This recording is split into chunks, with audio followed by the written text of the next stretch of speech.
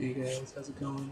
This is Anthony here, and welcome to episode 4 of On Quest Magazine's weekly riff with Anthony here. Today, sorry this is late here, so I'll keep you down a little bit.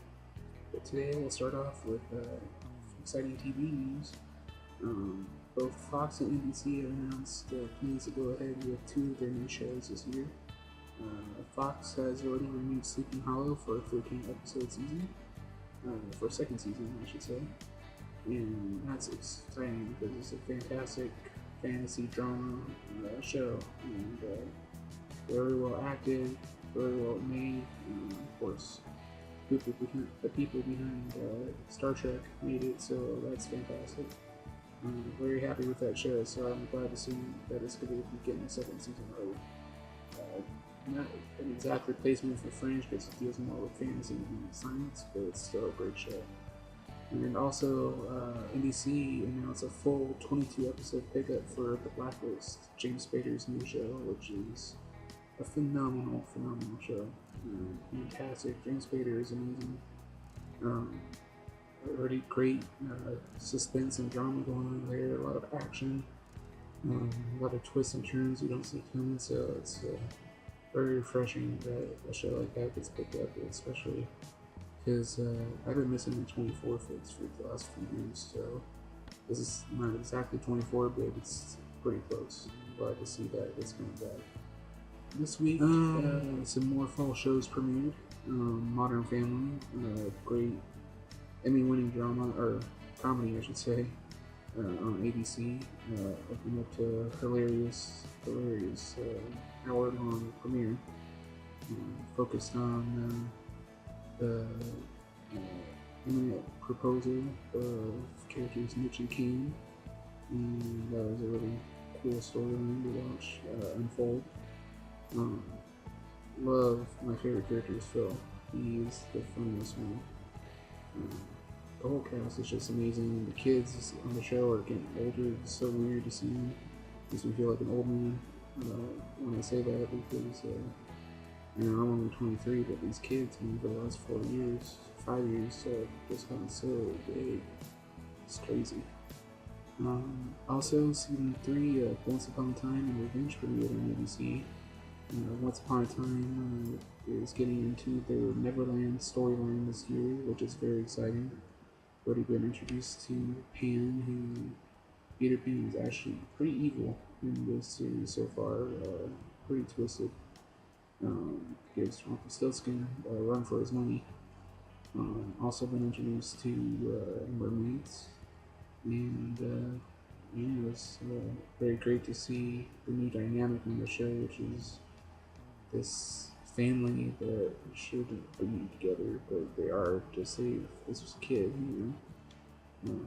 So very great premiere on that. And then Revenge coming back after the very shocking season finale last year. Looking like the end game is coming for the Revenge plot. I won't spoil anything for you, but a lot of tension between Emily and Jack, who many fans have been hoping will get together in the end. Also, a little bit of change in circumstances for a lot of the Gracies, but still, Emily's dead set on taking them down, which I don't blame. Also, Showtime premiered Homeland this week. Fantastic opening, very dramatic and heartbreaking to see the fallout of the CIA bombing in season 2. Brody is on the run. Carrie is having to answer and take the brunt of the fall for the CIA, so she's going to be thrown under the bus a lot. Saul's in charge, and he's having a hard time with that because he has to make decisions that no one wants to make. And Brody's family dealing with the aftermath of being outed as family of a traitor. Another great show that's very 24-esque, a lot more mature than 24 in tone. but very well done. And another great staple for Showtime. With Dexter gone, I'm glad that they still have shows like Homeland and the new drama Ray Donovan. I haven't watched their new show Masters of Sex yet. It's supposed to be good, but I haven't gotten around to seeing it yet, so stay tuned to see if I ever get around to that. New releases for theaters this week. Film. Let's see. Runner Runner with Ben Affleck and Justin Timberlake is coming out. Another drama. Gemma Arterton is in there as well. Especially it kind of makes me happy to see that coming out. With Ben Affleck just being cast as Batman, because it's not going to be the same character, but you can kind of get a sense of the dark tone to his acting in this film. Also, Gravity with Sandra Bullock and George Clooney coming out this week. Great portrayal of a very dramatic, heart-pounding, suspenseful plotline where two astronauts are exposed to the coldness of space when the station explodes, and Sandra Bullock is on the verge of being tossed out into the emptiness of space with little oxygen left. It's very terrifying to think about, especially because it's not like there's monsters or anything, just real life for the astronauts. So I'm glad I'm not going up to space. Also, Marvel news.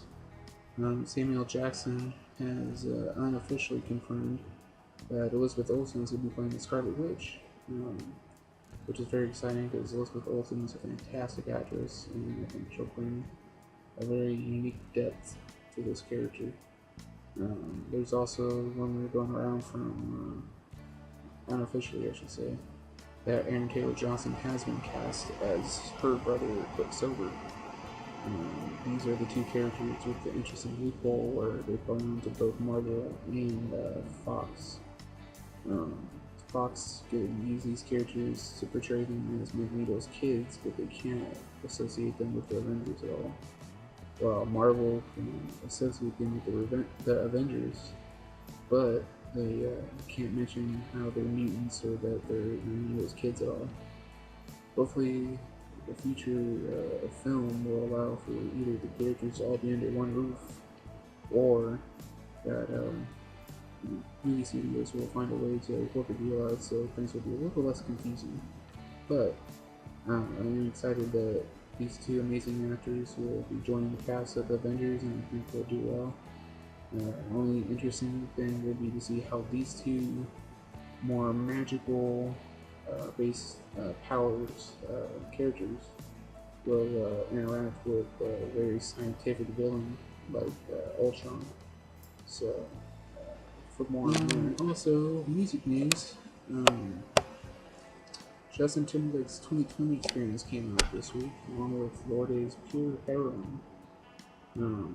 Excuse me for the pronunciation on the last one, but yeah, two great albums, very unique, very well sung, well written.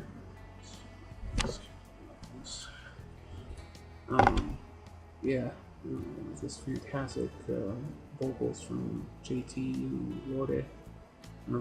I've been obsessed with Royals lately, so I'm glad the whole album's coming out. I can't wait to give it a listen. Also, our editor Christina Avina just did an interview with a local band called The Rare this week, and we'll put annotations somewhere on the page, so you guys can go check that out. A very good interview, very long interview. Please go like that video and subscribe to the channel and all of that stuff, because we'll hopefully be getting a lot more of those in the future. Sad news this week. Very famous author Tom Clancy passed away at 66.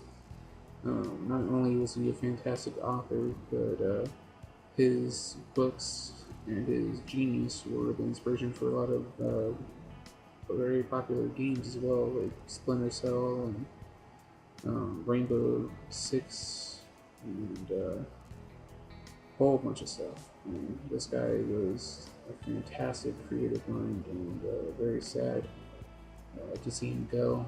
Um, Hopefully, he went peacefully, and condolences are with his family. Finally, and finally, right? But finally, Marvel Now, the new lineup of comics, has been teasing fans with new storylines this week. Um, Nothing official has been confirmed as far as characters or story, but they're saying that some of the teasers could be indications for new storylines and jumping on points for the Avengers, the Thunderbolts, and a new Assassin storyline for the Winter Soldier, which would make sense with Captain America 2, the Winter Soldier, coming out in less than a year now. So look for more news on that in the weeks to come. Question of the day. Fall shows have been premiering left and right.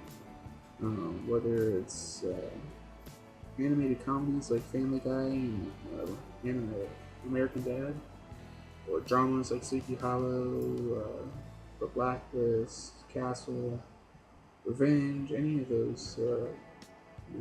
What is your favorite fall show? Leave your comments below. Tell me what you guys think. What is your favorite new show from fall lineup? With the CW premiering their new shows this week, you might want to wait to answer until then, but if your new show is already premiered, let us know in the comments below. Thanks, guys. This has been Anthony Avina with Honor Plus Magazine, and this was the weekly riff with Honor Plus Magazine. Thank you guys very much, and I'll catch you guys next time. Bye.